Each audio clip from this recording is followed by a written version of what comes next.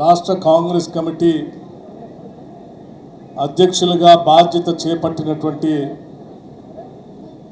శ్రీ మహేష్ కుమార్ గౌడ్ గారికి, రాష్ట్ర కాంగ్రెస్ కమిటీ అధ్యక్షులుగా పనిచేసి రాష్ట్ర ముఖ్యమంత్రిగా ఉన్నటువంటి గౌరవ ముఖ్యమంత్రి వర్యులు శ్రీ రేవంత్ రెడ్డి గారికి, అఖిల భారత కాంగ్రెస్ కమిటీ ఇన్ఛార్జ్ సెక్రటరీ గారు శ్రీమతి దీపా దాస్ మున్షి గారికి, ఇతర ఏఐసిసి కార్యదర్శులకి, నా తోటి మంత్రివర్గ సహచరులందరికీ, మాజీ రాష్ట్ర కాంగ్రెస్ కమిటీ అధ్యక్షులకి,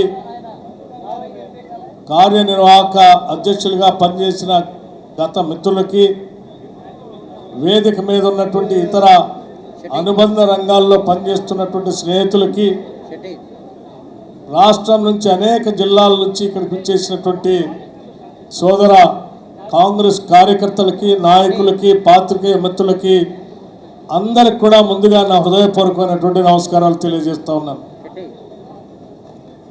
చాలా సంతోషం. శ్రీ మహేష్ కుమార్ గౌడ్ గారిని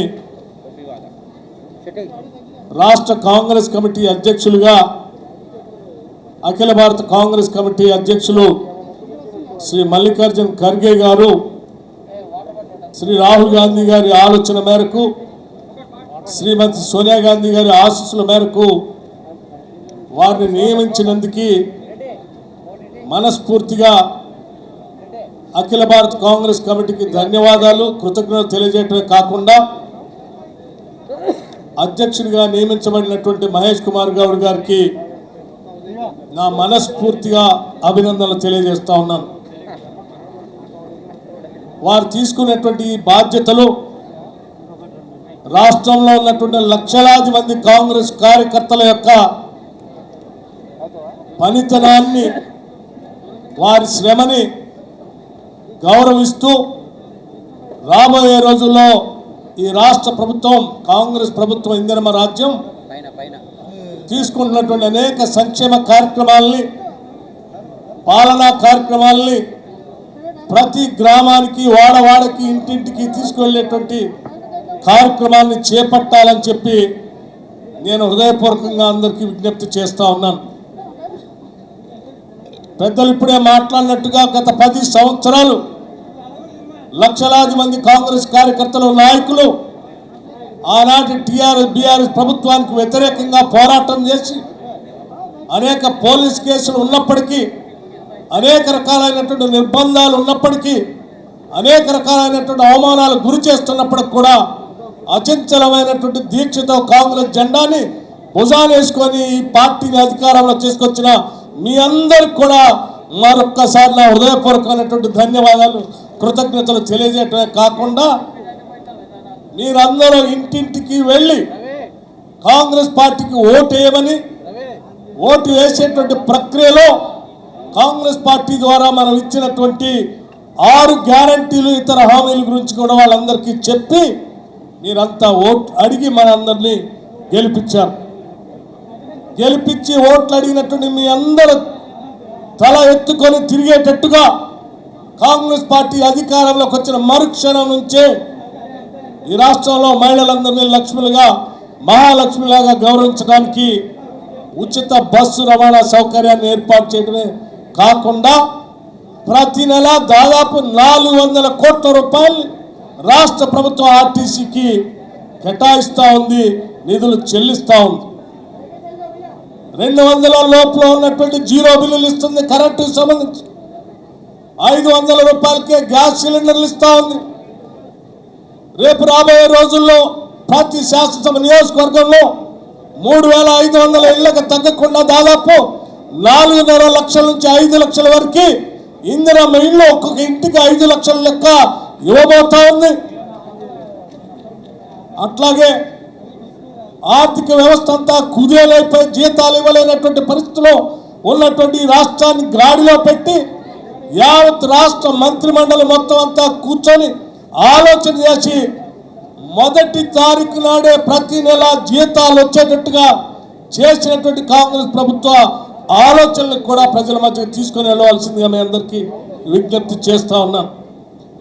అంతేకాదు ఈ రాష్ట్ర చరిత్రలోనే కాదు, దేశ చరిత్రలో కూడా కేవలం 15 రోజుల్లో 18,000 కోట్ల రూపాయల్ని రైతు రుణమాఫీ పేరు మీద ఒకటేసారి 18,000 కోట్ల రూపాయలని కేవలం 15 రోజుల్లో ఇచ్చిన రాష్ట్రం ఈ దేశ చరిత్రలో ఎక్కడా లేదు. అది కేవలం కాంగ్రెస్ ప్రభుత్వం మాత్రమే చేయగలిగింది. ఇంత గొప్పటి ఉన్నతమైనటువంటి ఆలోచన అమలు చేస్తూ ముందుకు పోతున్నటువంటి ఈ ప్రభుత్వం యొక్క లక్ష్యాల్ని ప్రజల దగ్గర తీసుకొని వెళ్ళి మనం చేసినటువంటి కార్యక్రమాన్ని ప్రజల మధ్య కూడా తీసుకెళ్లే కార్యక్రమాన్ని కూడా మహేష్ కుమార్ గౌడ్ గారు వారి టీంతో కింది స్థాయి వరకు పార్టీ నిర్ణయాల్ని ప్రజల మధ్యకు తీసుకెళ్లేటట్టుగా చేయాలని చెప్పి నేను మనస్ఫూర్తిగా వారిని కోరుతా ఉన్నాను. అలాగే పార్టీకి సంబంధించిన ఏ కార్యక్రమాలున్నా, ప్రతి కార్యకర్తకు సంబంధించిన ఏ అవసరం ఉన్నా పార్టీ గాంధీ భవన్ నుంచి నిర్దేశం వస్తే తప్పనిసరిగా వాటన్నిటిని అమలు చేయడానికి ఈ రాష్ట్ర కాంగ్రెస్ ప్రభుత్వం రేవంత్ రెడ్డి గారి నాయకత్వంలో ముఖ్యమంత్రిగా ఉన్నటువంటి మంత్రి మండలి మొత్తం కూడా తప్పనిసరిగా తూచా తప్పకుండా పాటిస్తుందని కూడా మీ అందరికీ మనవి చేస్తా ఉన్నాను. మిత్రులారా, మీరు ఆలోచన చేయండి. ఈ ప్రభుత్వం మనది, ప్రజల ప్రభుత్వం. ప్రజల కోసమే మనం సంపద సృష్టిస్తున్నాం. ప్రజలకే సంపదను పంచేటువంటి కార్యక్రమాన్ని కూడా చేపడతా ఉన్నాం. ఈరోజు కాంగ్రెస్ పార్టీ అధికారంలోకి వచ్చిన తర్వాత ఈరోజు కాంగ్రెస్ కార్యకర్తల కోసం, అట్లాగే కాంగ్రెస్ పార్టీ కోసం పనిచేసేటువంటి ఏ ఒక్క నాయకుడిని కూడా వదిలిపెట్టమని చెప్పడానికి చక్కటి ఉదాహరణగా ఈ మధ్యనే రాష్ట్ర ప్రభుత్వం నియమించిన కార్పొరేషన్ చైర్మన్లు మంచి ఉదాహరణగా నేను మీ అందరి దృష్టికి తీసుకొని వస్తా ఉన్నాను. కేవలం పార్టీ అధ్యక్షుడే కాదు, అనుబంధ సంఘాల్లో పనిచేసినటువంటి అధ్యక్షులకు కూడా కాంగ్రెస్ పార్టీ గౌరవిస్తుంది, సగౌరవంగా వాళ్ళకి పదవులు కట్టబెడుతుంది అని చెప్పడానికి ఉదాహరణగా యువజన కాంగ్రెస్ కమిటీ అధ్యక్షుడికి స్పోర్ట్స్ చైర్మన్ ఇచ్చాం. ఎన్ఎస్సీ అధ్యక్షుడిగా పనిచేసిన అతనికి ఎమ్మెల్సీ పదవి ఇచ్చింది పార్టీ. అట్లాగే ఎస్సీ డిపార్ట్మెంట్ అధ్యక్షుడిగా పనిచేసిన అతనికి ఎస్సీ కార్పొరేషన్ చైర్మన్ ఇచ్చింది. బీసీసీఎల్ అధ్యక్షుడికి ఒక చైర్మన్ ఇచ్చింది. మైనార్టీ కాంగ్రెస్ అధ్యక్షుడికి కావాల్సిన విధంగా 2-3 చైర్మన్ల పదవులు ఇచ్చింది. మహిళా కాంగ్రెస్లో పనిచేసినటువంటి వాళ్ళకి ఒక మహిళా కమిషన్ చైర్మన్గా కూడా నియమించింది. కిసాన్ సెల్ అధ్యక్షుడిగా పనిచేసిన నాయకుడికి సీడ్స్ కార్పొరేషన్ చైర్మన్గా నియమించింది. అనేక సంవత్సరాలు కాంగ్రెస్ పార్టీలో సేవ చేసినటువంటి కోదండ రెడ్డి గారిని అగ్రికల్చర్ కమిషన్ చైర్మన్గా నియమించింది. ఇలా నేను చెప్పుకుంటూ పోతే అనేక ఉదాహరణలు చేసిన ప్రతి కార్పొరేషన్ చైర్మన్, ప్రతి పదవి కూడా కాంగ్రెస్ పార్టీలో అనాదిగా పనిచేసినటువంటి వాళ్ళకే ఈ ప్రభుత్వం తక్షణంగా వాళ్ళకు గౌరవించి పదవులు ఇచ్చింది. రేపు పొద్దున భవిష్యత్తులో కూడా కాంగ్రెస్ పార్టీలో పనిచేసినటువంటి కార్యకర్తలకి, నాయకుల్ని సముచితంగా గౌరవిస్తుందని మీ అందరికీ మనవి చేస్తూ ఈరోజు ఎన్ఎస్సిఐ నుంచి, యూత్ కాంగ్రెస్ నుంచి మెయిన్ కాంగ్రెస్ వరకు పనిచేసినటువంటి కార్యకర్తలకి, నాయకులకి మనం శ్రద్ధగా పనిచేస్తే రాష్ట్ర కాంగ్రెస్ కమిటీ అధ్యక్ష పదవి కూడా వస్తుందని చెప్పి మహేష్ కుమార్ గౌడ్ గారిని అధ్యక్ష పదవి ద్వారా నియమించడం ద్వారా కాంగ్రెస్ పార్టీ చేసి చూపించింది.